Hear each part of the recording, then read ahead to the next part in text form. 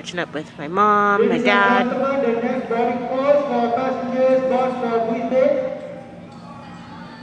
So catching up with my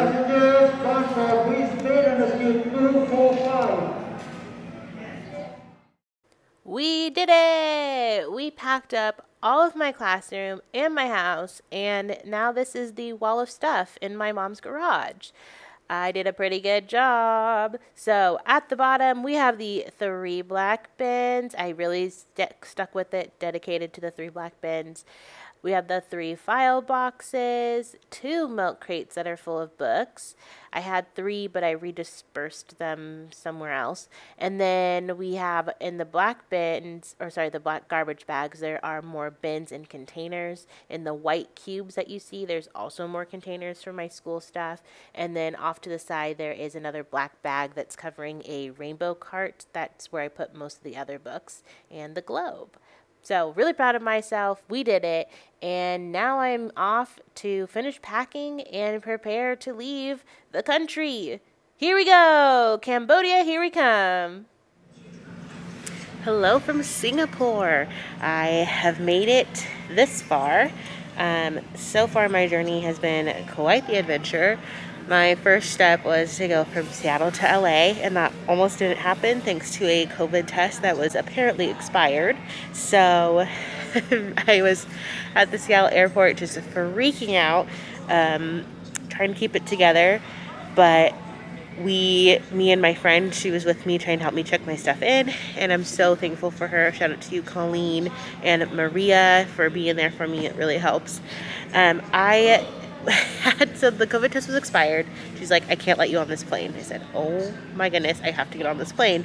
She said, okay, you have like a little less than 2 hours to get this COVID test done and the results back. They have a rapid testing downstairs. So we like booked it downstairs with all my bag. I had like 3 checked bags on a cart. It was a lot. They were heavy. And so then I went down there, got my test done, got the results back in about an hour. And at that point, I had called the airline and was like, I might not make it on this flight. What else do you have? And they're like, we don't have anything until like the 18th. Mind you, I was trying to fly out the 16th. And I was worried that some of my other documents and things that I had were going to be expired and not work. So we got this COVID test done, got the results, booked it back upstairs, tried to look for the lady who helped me out, Michonne at Alaska Airlines in Seattle. You a real one. She has the same birthday as me. We're now besties. It's great. She really helped me get on this plane. So she's like, I was rooting for you. I was trying to help you. She checked me in. She's like, I'm doing this in record time. You are going to make this flight. I got through security, I had to walk all the way across the airport to my gate. As soon as I walked up to the gate, they're like, okay, final boarding for like group C, which was my group. So I literally walked right up, walked into the plane, onto my seat. I was a hot mess. Okay, so I have here my backpack, and what I did was I attached my, what do you call this? The little thing that you put around your neck, my neck pillow. And I also attached my water bottle, oh, there it is, to the other side. So they're like hanging off the ends of my backpack. Maybe I can show a little clip of that. And I'm walking on the plane, hitting everybody. I also have this pillow with me because I wanted to bring this, and my carry-on suitcase. I'm a hot mess trying to get on this plane. Had papers everywhere, documents everywhere, but I made it, and I was just sitting there like, oh my gosh, I can't believe I made this flight. Got to Singapore, got to LAX, and then had to walk again all the way across underneath. I don't know if you've been to LAX, but there's some like these tunnels that go underneath.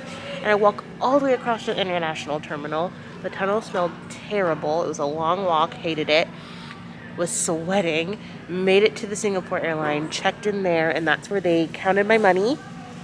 So for getting to Cambodia, you have to have money. You have to have a couple different other documents like insurance, COVID test. So she checked all those. She's like, okay, I can check you in. And I was like, oh my gosh, okay. So then I walked away to get some food and such. And then I also wanted to like wash my face in the bathroom.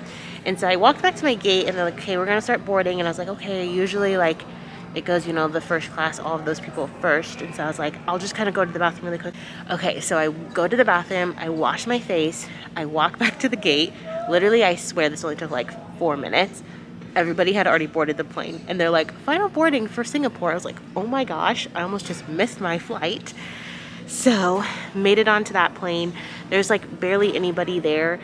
Flying internationally, especially to Asia right now, would not recommend. It's very difficult. You gotta have all your paperwork there, and they are really trying to be safe. Totally get it. So there's only a couple people on the plane. I had a whole row to myself, and I was able to lay out. This was my first big international flight. Like, it was a little more than 16 hours. I slept the whole time. I boarded that flight at like 11:20 Friday night, and now I'm here and it's like Sunday morning and I'm very confused. But yeah, I made it. I slept through the flight. I might just sleep in this airport. I'm gonna be here for 8 hours until my next flight, so that's a lot. I've been watching some YouTube, catching up with my mom and my dad, and that's been good. So yeah, I am just hanging out here until my flight leaves. Okay, so I just kind of checked the board to see what time I'm leaving. It's a little confusing here at the Singapore airport. So the way it works is, I don't know if you can see it, but behind me, like over there, that's kind of where I came in, and they have everybody board or disembark the plane in a different way. So like if your final destination is Singapore, they have you get off first. If you're transferring, they have you get off. They check your passport, see where you're going. They give you a green tag, and they place you in this room or this transit zone. It's very small. There were a ton of people in here earlier. Now it's pretty empty, which is why I went to check my time to make sure I wasn't supposed to go somewhere else. And they basically have, like, there's a coffee stand. I got some coffee there earlier. Got that. And then they have just like a little snack station. And then you can also order some food as well to like be delivered here. Which I might do that in a little bit and get something to eat kind of for lunch.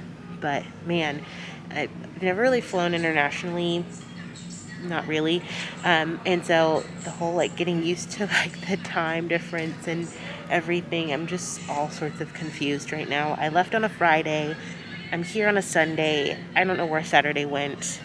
I guess I slept through it.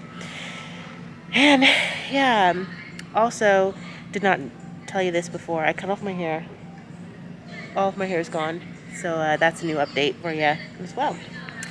I'm gonna keep watching some YouTube, calling some more people, hanging out until I gotta go. I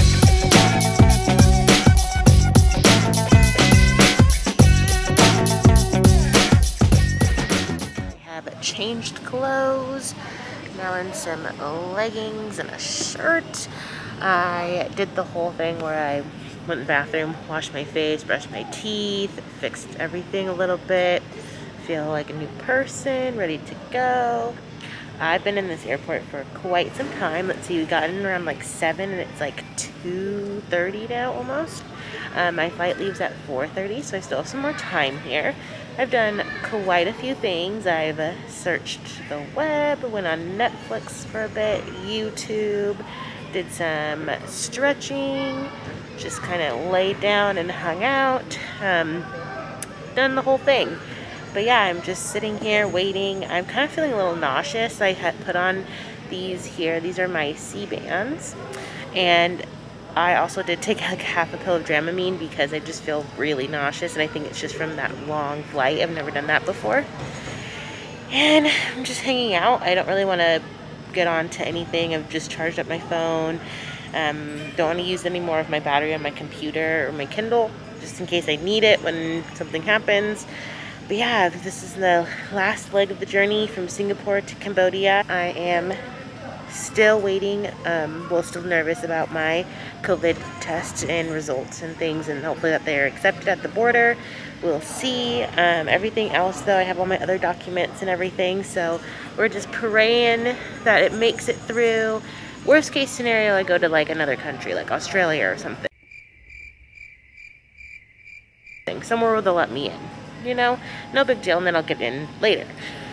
But would like to get in today just to have that calm down and have that part done.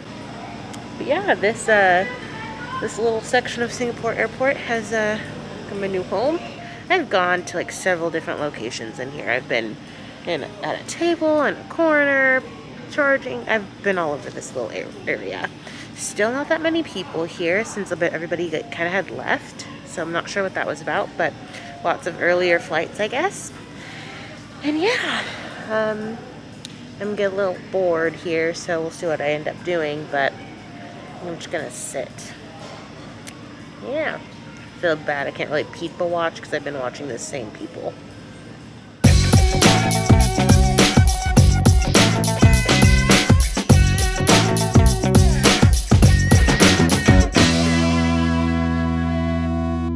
Well, we made it to my last flight.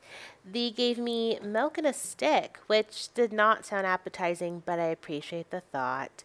This has been quite the journey, and I am so thankful for everyone who helped me get to where I am now. I am so thankful that the Lord put this on my heart to go, and I'm so excited to be able to get to Cambodia.